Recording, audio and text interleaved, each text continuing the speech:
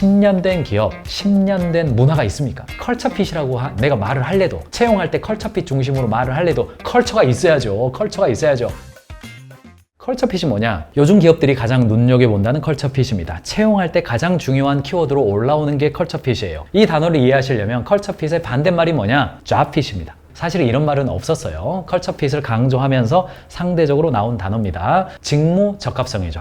문화 적합성인 컬처핏이란 단어가 나오면서 상대적으로 다시 네임드가 다시 된 겁니다. 어떤 뜻이냐? 직무 적합성을 기준으로 채용하면 직무 연결성, 직무 역량, 스킬, 직무 관련 경험을 주로 평가 항목으로 보지만 문화 적합성, 즉 컬처핏을 기준으로 보면 인재상, 핵심 가치, 목적, 일하는 방식, 삶에 대한 태도 이런 걸 중요하게 본다는 겁니다. 그래서 주요 면접관은 직무 적합성의 주요 면접관은 누굽니까? 현업의 리더, 부서, 전문가들이 봐요. 그래서 거기에서 기술 과제를 내주고 PT 발표 같은 걸 시켜요. 근데 문화 적합성은 누가 봅니까? 경영자가 봅니다. 임원이 보거나 HR 부서가 봐요. 복합적으로 봅니다. 당연히 구조화된 면접이나 비구조화된 면접이나 그냥 토크하는 형태로 커피챗 하는 형태로 면접 형태가 달라지는 겁니다. 그러니까 면접이 길어지고 면접 때 대화가 많아져요. 상호 간에 대화하는 거. 과거에는 공장에서 기계 하나 찍어낸다. 이리 와보세요. 찍어보세요. 오, 잘하네요. 그 정도면은 30분 걸리네요. 그 정도면 한 3년 차 정도 된 것 같은데 몇 년 됐어요?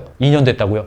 빠르게 배우네요. 그러면 오케이, 같이 일합시다. 이렇게 됐어요. 그거 할 수 있으면 됐어요. 그런데 문제는 뭐냐? 지금은 그런 직무나 기술에 관련된 영역은 상향 평준화가 되다 보니까 함께 일하기에 마음이 맞는 게 중요해졌다. 그래서 문화 적합성에 대한 이야기가 강조된 겁니다. 올해 채용시장 트렌드는 컬처핏이 대세입니다. 컬처핏 1등입니다. 그 다음이 채용 브랜딩이에요. 컬처핏이란 구직자의 성향과 기업의 문화가 어떻게 얼마나 어울릴지를 확인해서 인재를 채용하는 경향입니다. 문제는 뭐냐? 이게 기업에서요. 아까 분명히 말씀드렸잖아요. 이것은 좋고 나쁨의 문제가 아니라 기업의 적합성의 문제입니다. 우리는 다양성을 추구하기 위해서 이걸 합니다. 그러면 학원이 등장하죠. 학원이 등장. 다양성은 됐고 일단 합격하고 봐. 다양성도 열심히 공부하면 그런 것처럼 보일 수가 있어. 컬처핏 전쟁. 또 하나의 스펙일까? 이게 또 하나의 스펙처럼 또 갑니다. 채용 취업도 어려운데 컬처핏은 또 뭐야? 이젠 기업의 컬처핏을 숙지하는 것도 필수가 되었다. 기업이 자사와 맞는 인재를 뽑기 위해서 컬처핏을 확인한다는 점을 인지하지만 취준생 입장에서는 어쨌든 입사가 목표이기 때문에 그 틀에 맞출 수밖에 없다. 컬처핏이 취준생에게 도움을 주는지 아직 모르겠다. 요게 초기의 반응이었습니다. 기업들이 컬처핏을 포기하지 않는 이유는 사실은 지식에 있습니다. 자, 이게 왜 연관이 있는지 제가 말씀드려 볼게요. 피터 드러커는 지식에 대해서 뭐라고 정의 내렸냐? 일하는 방법을 개선하거나 새롭게 개발하거나 또는 기존의 틀을 바꾸는 혁신을 단행하여서 부가가치를 높이는 것이다. 이렇게 정의를 내렸어요. 기업이 가지고 있는 지식과 노하우란 일하는 방법을 개선하거나 새롭게 개발하거나 기존에 했던 방식을 더 좋게 해서 부가가치를 만들어서 그것을 통해서 기업의 이윤을 창출하는 것이죠. 그래서 지식 경영이 중요한 이유가 그거잖아요. 제가 실제로 그 회사의 이미지는 제가 사용할 수가 없겠습니다. 다른 회사 걸 가지고 왔어요. 컨설팅 하던 그곳은요, 오랫동안 한 30년째 같은 어떤 업종에 있었어요. 그리고 이 회사가 온라인에서 광고를 할 때 30년 노하우로 여러분을 섬기겠습니다. 이렇게 광고를 냈어요. 그리고 클라이언트들이 사무실을 방문을 하는데 저도 사실은 그때 당시에는 인식을 못했는데 방문했던 손님 중에 한 분이 돈이 아주 많은 분들입니다. 돈이 아주 많은 분들을 상대하는 그런 곳이었는데 한 분이 이렇게 면담을 하고 좀 상담을 받고 한 1시간 만에 나가시면서 이렇게 한마디를 쓱 하고 나가셨대요. 뭐라고 그랬냐면 30년 됐다 그러는데 30년 된 것 같지가 않아요. 이렇게 하고 나갔어요. 이렇게 말하고 나갔습니다. 그 말에 이 사장님이 충격을 받은 겁니다. 내가 상담이 잘못됐나? 뭐가 잘못됐나? 이렇게 해가지고 저한테 질문을 해서 제가 그 말을 듣고 얼른 뭔가가 느껴졌어요. 그게 뭐냐? 자, 그 사무실의 입구를 보여드릴 수가 없으니까 그 사무실 입구가 약간 이렇게 생겼습니다. 여기 아래 보면 화분 꼭 한두 개는 있죠. 화분 앞에 개업을 축하합니다. 이거는 참 빨리 떼시는 게 좋은데 안 떼놓죠. 이렇게 돼 있어요.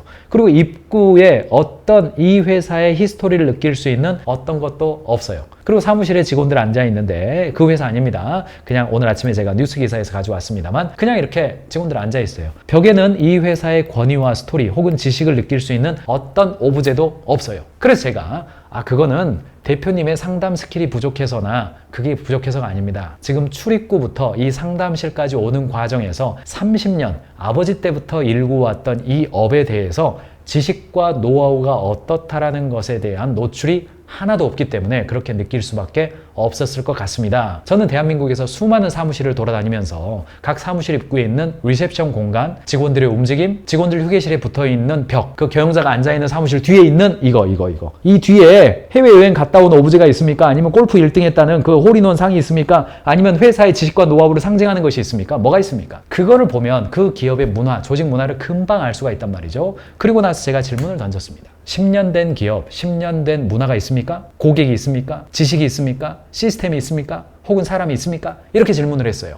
그러더니 그분이 맞아요, 그거네요. 그러시더라고요. 그리고 저기 사장실 뒤에 이렇게 쌓여져 있던 30년 동안 30년이 넘게 했던 그 과정에서 자신이 성공을 도왔던 수많은 클라이언트가 보내왔던 감사장, 공로패, 그리고 회사에서 특허 받았던 거, 실용신안, 뭐 수많은 것들이 다 있는 거예요. 그리고 제가 한 달 있다가 그 곳을 방문했을 때에는 그 리셉션 공간과 벽면이 완전히 달라져 있더라고요. 정말 그 액자도요, 그 몰딩 강한 거, 아주 그 역사와 전통이 느껴지는 방식으로 갔더라고요. 저는 지금 여러분에게 상 받았던 거 거기다 걸어놔라, 그런 의미가 아닙니다. 10년 된 기업, 10년 된 문화가 있습니까? 컬처핏이라고 내가 말을 할래도, 채용할 때 컬처핏 중심으로 말을 할래도 컬처가 있어야죠. 컬처가 있어야죠. 조직 내의 컬처, 조직 문화 규범을 가지고 있다라는 말은 무슨 말이냐? 첫 번째, 조직의 가치를 유지해주죠. 조직의 미션과 비전의 일관성, 성과에 집중하게 해주죠. 범죄를 예방할 뿐 아니라 바람직한 행동을 계속하도록 종용하는 역할을 합니다. 바람직한 행동에 집중하게 하죠. 마지막으로 상벌을 실행할 근거를 줍니다. 일관성을 기반으로 운영해야 되죠. 그래서 이게 뭐냐? 에드거 샤인, 조직 문화에 있어서 가장 대가이죠. 에드거 샤인은 뭐라고 말했냐면, 조직 문화는 산과 같은 건데 이 아래에 있는 두 가지, 즉 핵심 가치와 기본적인 가정은 눈에 보이지 않습니다. 눈에 보이는 것은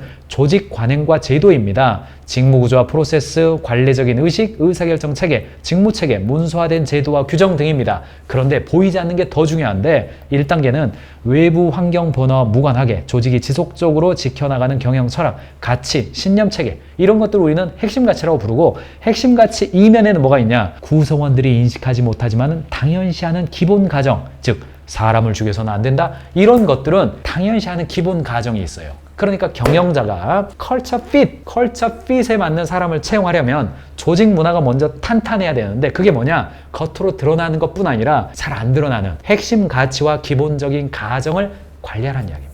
가치를 유지하고 운영하는 것이 직원들이 사람을 뽑을 때에도 그게 영향을 미치는 이유가 있는데, 그게 뭐냐면 가치를 지향해요. 인간은 현실에서 일정한 가치를 향한 노력으로 생성되는 문화를 반영해요. 법은, 조직 규범은 단순히 당위, 즉 가치만은 난다는 것이 아니라 현실도 반영합니다. 그러니까 법이 기업 안에서는 기업 문화 또는 기업의 규범인데, 그것이 중요한 이유는 무엇이 우리가 무엇을 중요하게 생각한다는 것에 대한 방향성과 그 방향성을 유지해주는 기능을 한다는 이야기입니다. 그래서 이제 넷플릭스 이야기가 나오는 겁니다. 조직 문화가 너무너무나 강한, 컬처핏이 너무너무나 강한 넷플릭스 이야기가 나오는 거예요. 거기 이야기는 딱 요거예요. 1번, 인재 밀도를 높여라. 모두를 탁월한 인재로 채울 수는 없다. 하지만 인재 밀도를 높여라. 모든 사람은 탁월한 사람과 일하고 싶어 한다. 무슨 말이에요? 인재 밀도를 높여서 조직 문화에 적합한 사람으로 채워놔라. 그러면은 관리할 필요가 없어진다. 이게 1번입니다. 2번, 그 다음 단계에는 피드백을 증가시켜라. 비난이 아닌 솔직한 피드백을 하고, 보다 많은 정보를 공유하고, 상하 평가가 아니라 크로스로 피드백해라. 다 인재라고 한다면 서로가 성과를 내는 방향으로 상호간에 피드백할 거다. 인기 투표 안 할 거다. 마지막 3번. 규칙을 제고해줘라. 규칙보다는 맥락. 이 맥락이 컨텍스트, 컬처럴이잖아요. Context is cultural. 맥락과 배경, 목적이라고 하는 것은 문화적입니다. 규정적이지가 않습니다. 현장에서 최선의 결정이 일어나게 될 것이다. 이 무슨 이야기예요? 강력한 조직 문화가 있으면 거기에 적합한 사람을 채용하게 될 것이고, 적합한 사람이 채용이 되면 그들을 관리하려는 에너지를 줄이고, 그들 스스로가 상호간에 피드백하면서, 상하 피드백이 아니라 상호간에 피드백하면서 선순환 작동이 일어나게 된다. 그게 지금 리드 헤이스팅스가 이끌고 있는 넷플릭스의 혁신의 기본적인 문화 아니겠습니까? 세상엔 절차를 강조하면서 직원의 재량권을 인정하지 않는 조직이 많다. 조직이 커지면서 규정을 추가하고 절차에 매인 결과다.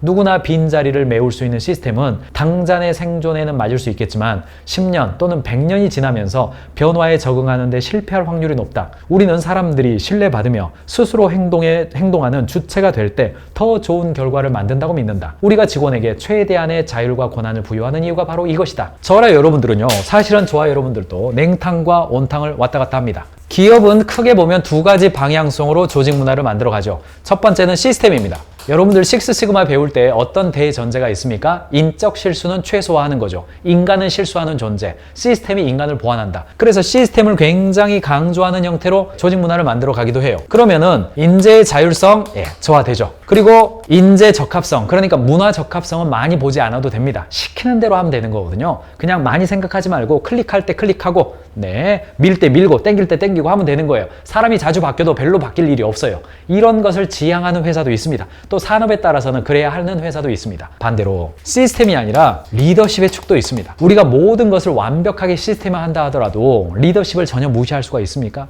그렇지 않습니다. 일론 머스크도 인문학자를 채용하기 시작했고, 스티브 잡스도 인문학이 우리에게 필요합니다. 리더들이 필요합니다. 그렇게 시스템적으로 IT 기업들도 인간에 대한 이해가 높은 사람을 채용하고 있단 말이죠. 리더십을 중요하게 생각하는 기업도 있습니다. 비영리 단체, 종교 단체, 그리고 기관들, 이런 데들은요, 사람의 헌신성을 굉장히 중요하게 생각해요. 그러니까 이쪽은 자율성을 굉장히 강조하죠. 유연성도 강조합니다. 그리고 조직 문화도 훨씬 더 강조합니다. 그러면 어떤 쪽이겠습니까? 자, 여러분들은 지금 일을 하다 보면 시스템을 강조했더니 시스템을 활용하지 않는 사람들이에요. 시스템 빵 짱짱하게 만들어놨는데 사람 바뀌니까 안 써버려. 입력 안 해버려. 열받죠. 그러니까 이게 좀 사람이 중요하네 했다가 사람이 굉장히 훌륭한 사람이 있다가 사람이 퇴사하니까 그 사람이 미쳤던 영향력은 다 사라지고 다음 영업본부장이 왔는데 전혀 다르게 막 휘청휘청해요. 다 퇴사해버려. 아이고 사람 바꿔봤자 필요 없네. 시스템 만들어. CRM 깔아. 돈 얼마? 1억. 야 1억 써. 그냥 이렇게 되는 겁니다. 이렇게 되는 거예요. 냉탕과 온탕을 왔다 갔다 하죠. 어느 쪽이 냉탕이고 어느 쪽이 온탕인지 잘 모르겠습니다만 어쨌든 경영자는 점점점 더 사람에 대한 실망으로 남는 건 시스템밖에 없어. 시설 장비밖에 없어. 이쪽에다 돈 써. 그러다가 어떤 경우는 시스템에 대한 실망으로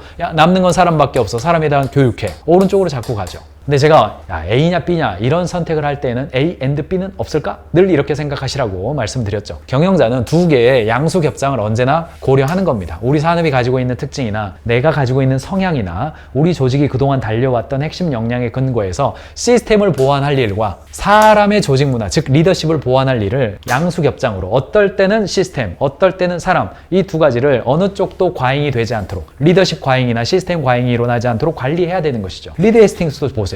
사람을 강조하지만 그래도 스펙이 있어요. 스펙이 있습니다. 모호한 상황에서도 현명한 결정을 내리는 판단력, 직위나 의견 차이와 상관없이 상대방을 존중하는 소통, 엄청나게 많은 중요한 일을 빨리 처리하는 임팩트, 빨리 열정적으로 배우는 거, 호기심, 어려운 문제를 해결할 수 있는 실용적인 방안을 찾는 혁신, 논란이 생기더라도 생각한 것을 말하는 용기, 탁월함을 추구함으로써 다른 이에게 영감을 주는 열정, 실수를 빨리 인정하는 정직, 당신이 속한 그룹을 최선의 방향으로 이끄는 이타적 행동. 이런 내재적 가치가 이런 가치가 내재된 직원과 일하기를 원한다. 그러니까 공식적인 스펙은 없지만 성공적인 프로젝트, 리더십 경험, 동료평가 등 암묵적인 기준은 발생하고 결국 직원이 스스로 질적 스펙을 강화하려는 경쟁을 하게 된다는 겁니다. 그러니까 넷플릭스도 완전히 규칙 없음을 추구하고 리더십만 가는 게 아니에요. 그걸 하는 과정에서 당연히 시스템도 나오고 스펙도 나옵니다. 문화와 가치에 기반한 조직은 규정과 매뉴얼에 규만한 조직보다 인재의 성장과 변화 적응에 능동적입니다. 조직의 규정이 그럼에도 불구하고 필요한 이유는 뭐냐? 실질적으로 어떤 실행을 해야 될지에 대한 구체적인 가이드라인이 없다면